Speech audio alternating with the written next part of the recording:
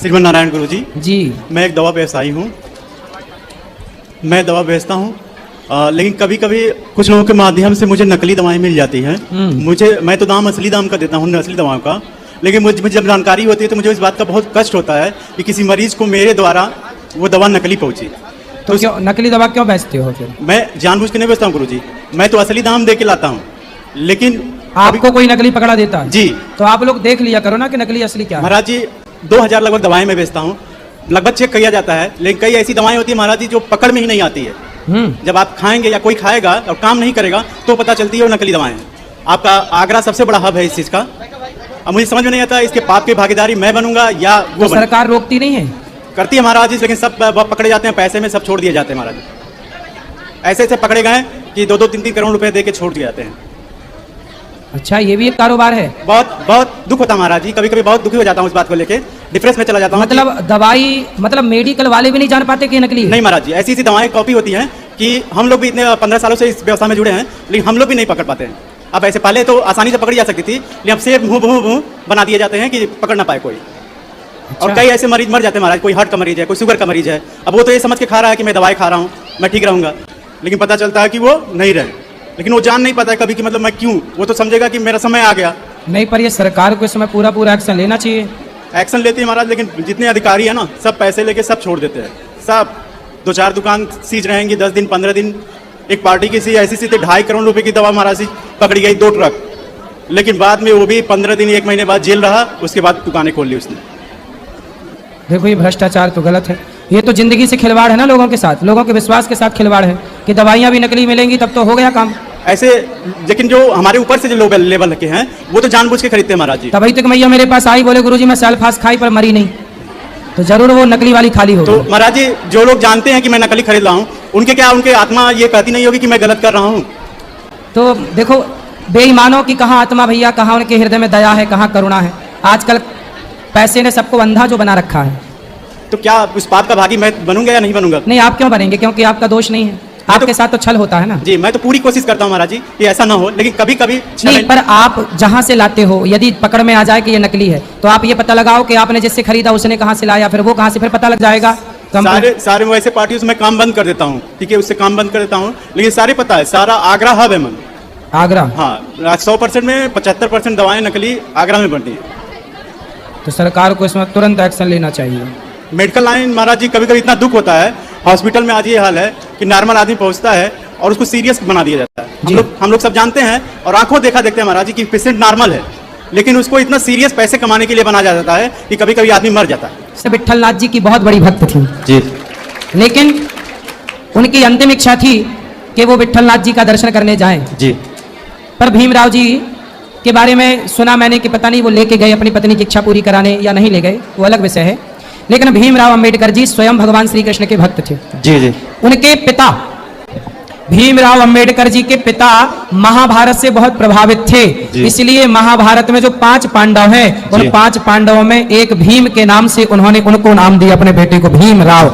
भीम अंबेडकर जो था वो अंबेडकर कोई ब्राह्मण थे, एक ब्राह्मण ने अंबेडकर को पढ़ा लिखा के योग्य बनाया। पता आपको, अंबेडकर जी की सारी फीस और अंबेडकर जी को पढ़ा लिखा के योग्य बनाया, जिनका सरनेम टाइटल तक अपना दिया अंबेडकर। अंबेडकर उन ब्राह्मण का दिया हुआ है। और आपको एक बात और बताऊं, जातियों के भेद को मिटाने के लिए एक ब्राह्मण ने अपनी बेटी का विवाह अंबेडकर से किया था, ताकि ये ऊंच नीच की धारा मिटे। लेकिन ब्राह्मण बेटी का विवाह होने के बाद भी आज देखो वही लोग ब्राह्मणों के विरोधी हैं, जिन्होंने अपनी बेटी तक दे दी कि चलो भाई हम समानता की बात करें, आपस में प्यार मोहब्बत से रहें। पर देखो बेटी दी, फिर भी वो आज गालियां दे रहे हैं सनातन धर्म को, और वो मुसलमानों को अपना कह रहे हैं, जबकि भीमराव अंबेडकर जी मुसलमानों के सख्त विरोधी थे। लेकिन आज भीम कहने वाले लोग मुसलमानों का सपोर्ट कर रहे हैं, उन मुसलमानों का जो मुसलमान आज हिंदुओं को कत्लेआम करने पर तुले हैं।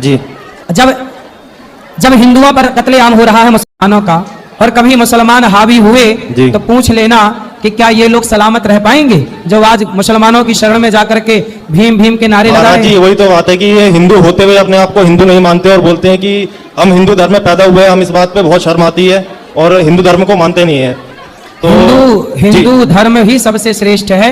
अब किसी के भाग्य ही फूटे हो तो उसे शर्म आए कहने। महाराज जी, जो बंदा ये कह रहा है कि जिनकी सैया जा रही है और वो कह रहा है कि जीवन मृत्यु सत्य और भीम नाम सत्य है, तो क्या महाराज जी उनको मुक्ति मिलेगी?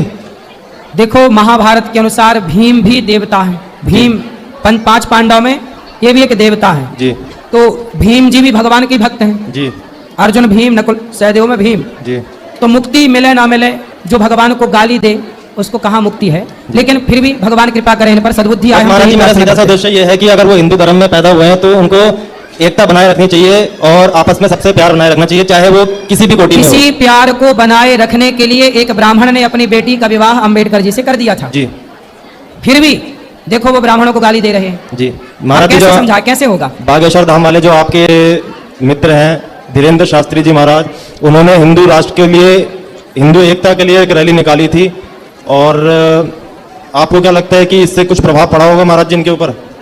देखो हमारे यहाँ जातियां बनी थी व्यवस्था के लिए, जी छुआछूत तो हमने कभी रखा ही नहीं। जी महाराज जी कुछ लोगों के कारण करने से ये छुआछूत थोड़ा कि देखो, हाँ, गौरी गोपाल में माताएं रहती हैं वृद्ध। जी यहाँ कोई भी माँ है, सबकी सेवा होती सबकी है, सेवा। कोई ये नहीं जात देख के नहीं रखा जाता। और मैं सबके पांव दबाता हूँ, चाहे वो माँ ब्राह्मण हो या शूद्र हो, क्षत्रिय हो या वैश्य हो। जी जी तो हम तो जात पात नहीं, केवल महाराज जी- व्यवस्था के रूप में स्वीकार करते हैं, छुआछूत के रूप में नहीं। महाराज जी ऐसे मार्गदर्शन के लिए आपका बहुत बहुत धन्यवाद। खुश रहिए, खुश रहिए। गुरुजी एक माता है जो झारखंड से, उनका एक पर्सन है कि इन्होंने 84 क्रॉस की परिक्रमा की है और इनका बेटा जो अभी है नहीं वो भगवत धाम चला गया, तो उसका फल उनके बेटे को मिलेगा या नहीं मिलेगा? इनका हाँ, पर्सन माँ बाप का पुण्य बच्चों को मिलता है, जी मिलता है। एक मेरा पर्सन था गुरुजी। मैं एनिमल सेव इंडिया से जुड़ा हुआ हूँ, जो एनिमल्स के अधिकार, उनके राइट्स के बारे में बात करता है। तो आजकल जो अपने स्वाद के लिए जो एनिमल्स का शोषण करता है, और जो डेयरी प्रोडक्ट होते हैं उनका खाना पीना बहुत ज्यादा होता है, क्योंकि उसके द्वारा ही है ना कि लोग उसको खाते हैं, उसकी पूर्ति होती है। जो इंडस्ट्री होती है ना उसका कंजप्शन करती है, उनकी मशीन लगाती है, तो उससे उनको प्रताड़ना होती है। तो उसके बारे में आपकी क्या राय है? आप क्या बताना चाहेंगे लोगों को कि इस क्या सपोर्ट देंगे, इस चीज का विरोध करेंगे? किसका? जो डेयरी प्रोडक्ट है, जो एनिमल्स का जो प्रताड़ना देती है, उसके बारे में। इसलिए कहते हैं घर में गाय रखो। सब तो नहीं रख सकते, बट उसकी कंजप्शन कम करेंगे तो उस पर बेनिफिट मिलेगा सर। देखो गाय सबको ही रखना चाहिए, यदि अपना स्वास्थ्य ठीक रखना है तो। नहीं रखना तो फिर ठीक है जो चल रहा है। तो उसको रोकना भी हम सबकी जिम्मेवारी है ना सर। हाँ, ये सबको सोचना चाहिए इस चीज के बारे गलत में। काम को तो रोकना चाहिए, बिल्कुल जी। बिल्कुल सही कह रहे हैं। गुरुजी राधे राधे। गुरुजी मैं ये कह रहा था, मैंने 11th के पेपर दिए थे, फर्स्ट टाइम के। सेकंड टाइम में तबीयत खराब हो गई थी, तो मैंने मैम को मेडिकल दिए थे। मैम कह रही थी कि पास हो जाएगा, अब मैम ने मुझे फेल कर दिया। तो बिना पेपर दिए कैसे पास हो जाओगे भाई? सर जी मेडिकल लगाए थे, अच्छा, फिर सबको पढ़ने की क्या जरूरत है? सब मेडिकल लगाए पास हो जाए। तो गुरुजी मैम ने तो बोली कि पास हो जाओगे। तो फिर मैडम से बात करो, हमसे काहे बात करो? तो गुरुजी आप गुरुजी हमारे, इसलिए आपसे बात करने हैं। तो हम बात कर तो रहे हैं, फेल हो गए, ठीक हो गए, फेल। बिल्कुल गुरुजी। आपने एग्जाम नहीं दिया तो फेल हो ही जाओगे ना। गुरुजी एग्जाम दिए थे, फर्स्ट सेकंड नहीं दिए थे। तो मैडम से बोलो कि फिर क्यों आपने बोला कि पास कर दोगी, पूछो उनसे।